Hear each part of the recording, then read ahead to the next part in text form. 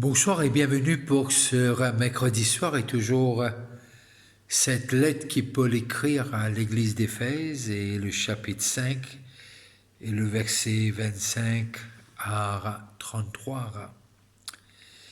Marie, aimez vos femmes comme Christ a aimé l'église et s'est livré lui-même pour elle, afin de la sanctifier par la parole après l'avoir purifiée par le baptême d'eau, afin de faire paraître devant lui cette Église glorieuse, sans tache ni ride ni rien de semblable, mais sainte et irrépréhensible.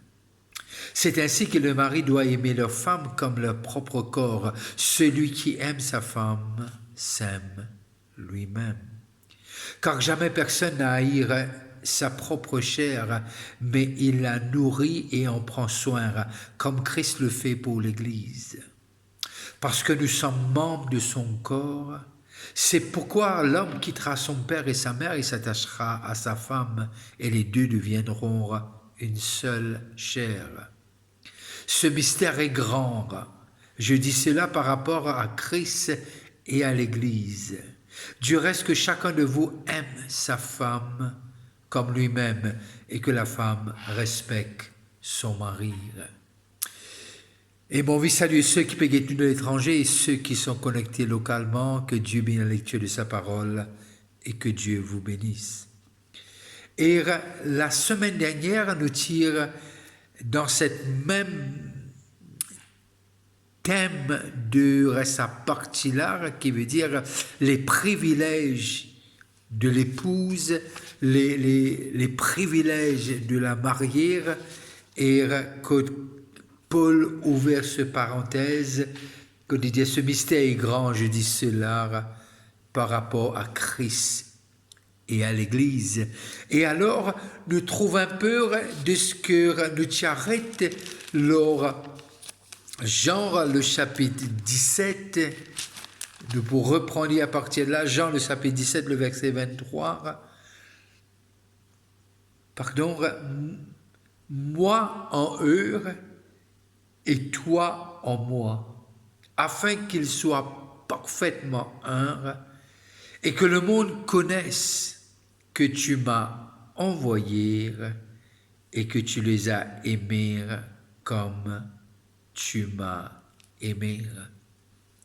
Alors l'épouse, lorsque nous prend cette illustration-là, une famille, un papa qui est un seul garçon, lorsque il donne ce garçon en mariage, et lorsque la fille vient, il rencontre la fille et il appelle belle-fille.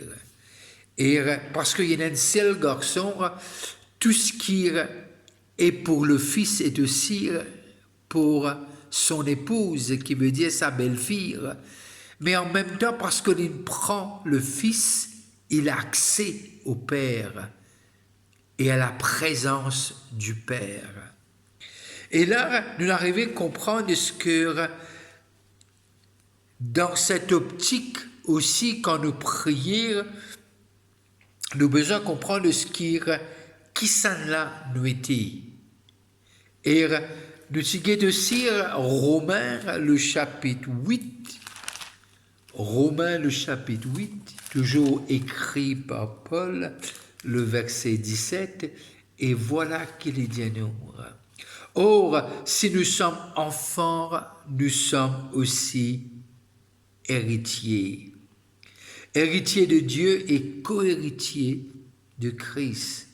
Si toutefois nous souffrons avec lui afin d'être glorifiés avec lui. Alors Paul emmène cet aspect de ce que nous sommes héritiers de Dieu et co-héritiers avec Christ. Alors nous arrivons à comprendre Paul Piamennour pour réaliser l'importance. Ce mystère est grand et c'est un mystère révélé par l'Esprit Saint d'être épouse de Christ, d'être épouse C'est vraiment un grand mystère. Et si l'Église arrivait à comprendre que cela nous était, nous penser, nous la marche pour changer. Façon nous penser pour changer. Nous langage pour changer. Et façon nous faire pour changer. Parce que nous un produit, nous sortir de l'existence, il y apparaît les vinis, y exister à partir de la mort et la résurrection de Christ. Et la résurrection de Christ. Hébreux, le chapitre 2, le verset 5. Hébreux 2, le verset 5. Et là, voilà ce que l'auteur d'Hébreux dit. En effet, ce n'est pas à des anges que Dieu a soumis le monde à venir. Je le redis. En effet, ce n'est pas à des anges que Dieu a soumis le monde à venir dont nous parlons. Et là, or, quelqu'un a rendu quelque part ce témoignage. Qu'est-ce que l'homme pour que tu te souviennes de lui? Et il prend un peu ce texte qui est David amène-nous dans le psaume 8. En effet, qu'est-ce que l'homme pour que tu te souviennes de lui? Le Fils de l'homme pour que tu prennes soin de lui. Et là, nous arrivons à comprendre de ce que entend qu'épouse notre position, une position acquise par grâce, pas par mérite, pas parce que nous le faisons. C'est par grâce. Et là, nous arrivons à comprendre nos positions, et quand nous connaissons nos positions, tout est possible. Tout est possible. C'est pour cela que Christ dit, toute chose est possible à celui qui croit. Et non seulement qu'il y ait une alliance, mais cette alliance a été scellée. Et nous appartenons. Notre appartenance est là. Nous sommes à Christ. Nous appartenons à l'époux. Et nous sommes son corps. Il est la tête. Et il prend soin de son corps. Il ne l'abandonnera jamais. Lorsqu'on retourne dans Corinthiens, le chapitre 2 Corinthiens 4, 18, et voilà ce qu'il nous dit. 2 Corinthiens 4, 18. Oh. Parce que nous regardons non point aux choses visibles, mais à celles qui sont invisibles. Car les choses visibles sont passagères et les invisibles sont éternelles. Sont éternelles. Les choses que Dieu nous a promis. Bien sûr, on n'a pas vu Christ, mais on croit. On croit à cette parole, que cette parole est esprit et vie. On croit que la Bible est vraie. On croit que c'est la parole du Seigneur. On croit que en méditant, en lisant, en méditant, et quand nous prenons lire, nous fait vivre nos nourritures et nous arrivons à comprendre tout ce qu'il dit est vrai. Et ça s'applique à l'épouse. Ça s'applique à nous, aux enfants de Dieu, aux héritiers de Dieu. Et tout ce qu'elle dit est vrai. Toutes les promesses sont oui et amen, selon Paul, dans cette parole. Et lorsque nous allons, nous lisons dans l'évangile de Luc, le chapitre 16, Luc 16, 19 à 31.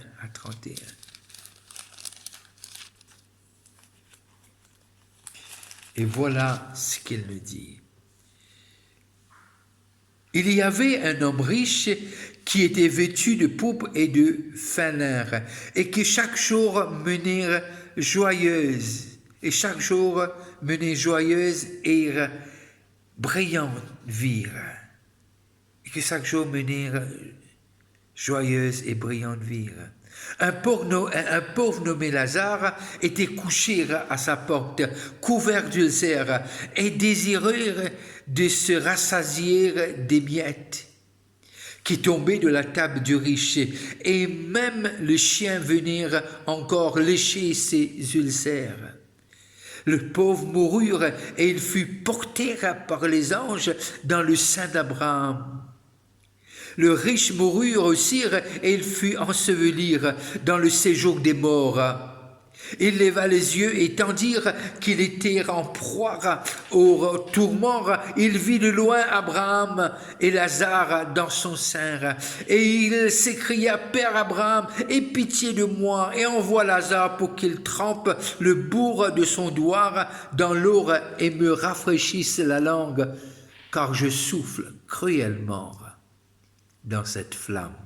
Abraham répondit, le verset 25, Mon enfant, souviens-toi que tu as reçu tes biens pendant ta vie, et que Lazare a eu les maux pendant la sienne. Maintenant, il est ici consolé, et toi, tu souffles. D'ailleurs, il y a entre nous et vous, un grand abîme, afin que ceux qui voudraient passer d'ici vers nous ou de là vers vous ne puissent le faire. Le riche dit: Je te prie donc, Père Abraham, d'envoyer Lazare dans la maison de mon père, car j'ai 5 frères. C'est pour qu'il les atteste ces choses, afin qu'ils ne viennent pas aussi dans ce lieu de tourment.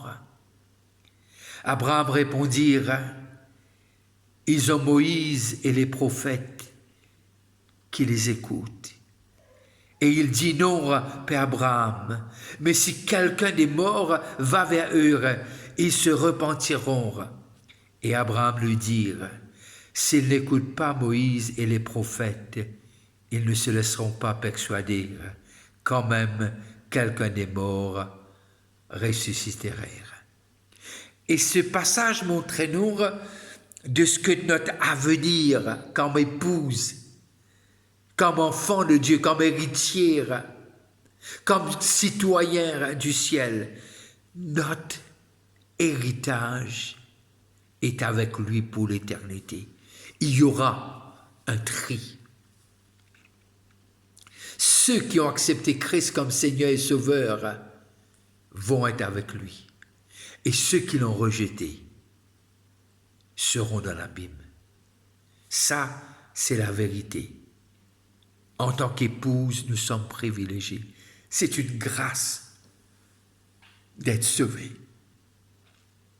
C'est une grâce d'être appelé enfant de Dieu, d'être appelé épouse, ambassadeur, ambassadrice. Et là, nous comprenons un petit peu de ce qu'il y aura l'éternité. La mort, ce n'est pas la fin. On passe de ce monde à un autre monde. Et en lisant ce texte, peut-être vous allez pouvoir le faire à la maison, Luc 16, 19 à 31, on va comprendre qu'on a un choix à faire ici-bas. Et Dieu nous encourage. Il met devant nous le bien. Il nous demande de choisir le bien. Et on a ce choix devant nous. Quoi choisir? Et je suis sûr, par la grâce du Saint-Esprit, on va choisir Christ, le chemin, la vérité et la vie. Lorsque nous allons dans Colossiens, le chapitre 1er et le verset 24, Colossiens 1er, 24, et voilà ce qu'il nous dit. Colossiens 1er, 24. Je me réjouis maintenant dans mes souffrances pour vous, et ce qui manque aux souffrances de Christ, je l'achève en ma chair pour son corps, qui est l'Église. Et là, nous arrivons à comprendre Paul dire, me souffert dans mon corps. S'il y a quelque chose qui manquait, c'est pas que Christ n'a pas tout donné, mais c'est la façon dont Paul s'exprime. Mais dans cette marche, il y a aussi la souffrance. Mais cette même Paul dit, qui pourra me séparer de l'amour de Dieu? La souffrance ne veut pas dire c'est la fin. Dieu est avec nous dans les vallées comme sur les sommets. L'époux est avec l'épouse dans la souffrance comme au sommet. Et ce même livre, le premier chapitre, et le chapitre 3, pardon, le verset 4, et voilà ce qu'il nous dit, 3, 4.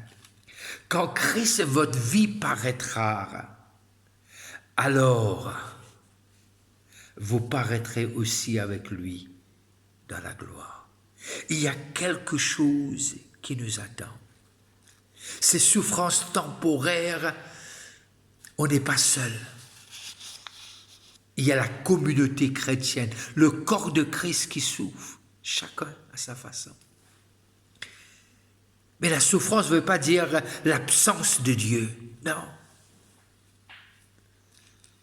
Quand je marche dans la vallée de l'ombre de la mort, je ne crains aucun mal, parce que ta houlette et ton bâton me rassurent, nous dit le psalmiste. Il sait. Lorsque Dieu dit à Moïse, va, dis à Pharaon, laisse partir mon peuple, et tu l'emmèneras dans le pays promis où coule le lait et le miel.